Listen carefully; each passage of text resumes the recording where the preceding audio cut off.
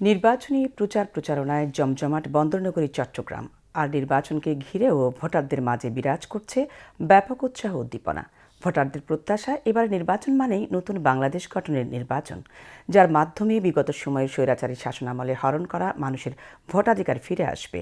সূচিত হবে দেশের গণতান্ত্রিক অগ্রযাত্রা। সুরেশ কুমার দাসের প্রতিবেদন।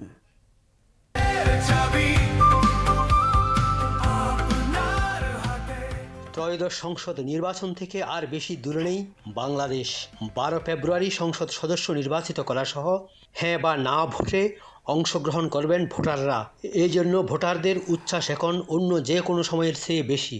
আসন্ন নির্বাচনে আমরা যেটা প্রত্যাশা করি, অনেক দিন পরে আমরা একটা ভোট অধিকার প্রয়োগ করার হয়তো সুযোগ পাচ্ছি।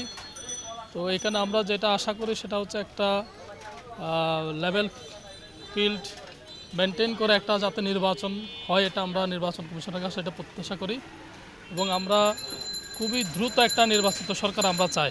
সরকার সরকার যেটা করছে এটা সবার একটা শিক্ষা হয়েছে, তাই না? তাহলে সেটা যদি আমরা ফলো করি তাহলে ভবিষ্যৎ কেউ আর দুর্নীতি করবে না বা সরেসার হবে না। তো সেটা যদি আমরা মাথা রাখি তাহলে আমরা দেশ অবশ্যই ভালো করবো।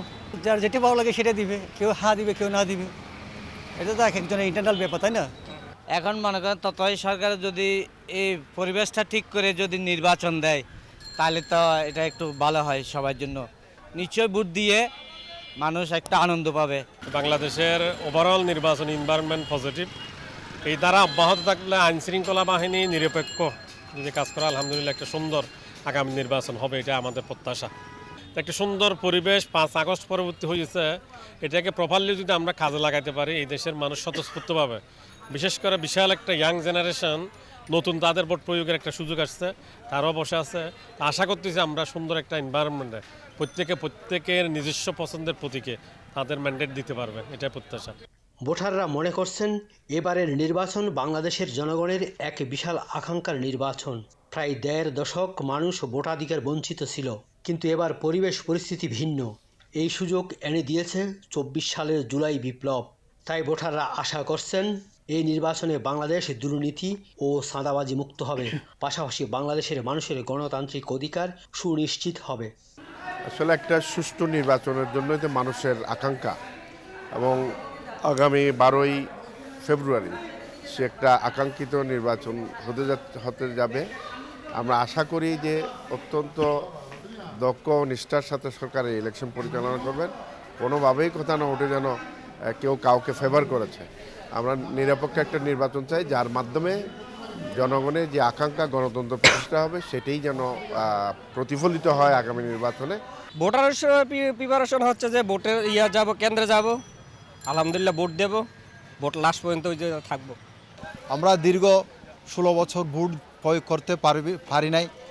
ইনশাল্লাহ এবার আমরা ভোট প্রদান করব। আমরা চাই একটি সুন্দর পরিবেশে এই নির্বাচন হোক, এটা আমাদের কামনা। এবার ইনশাল্লাহ সব কিছু তো ঠিকঠাক আছে, এবার সবাই ভোট দিতে পারবে। যারাই ক্ষমতায় বসবে, তারা রাজনীতিটা যেন কোনো খারাপ ব্যবহার না করে। সবাই যেহেতু ক্ষমতা থাকবে, সবাই যাতে মানুষের জন্য করে। তবে 12 ফেব্রুয়ারির নির্বাচনই শেষ কথা নয়। এই নির্বাচনের মাধ্যমে যারাই ক্ষমতায় আসবেন তাদের কাছ থেকে সুশাসন ও জবাবদিহিতা আশা করেন ভোটাররা। এই জন্য অপেক্ষা তাদের আগামী 12ই ফেব্রুয়ারির জন্য। সুরেশ কুমার দাস, বাংলাদেশ টেলিভিশন, চট্টগ্রাম।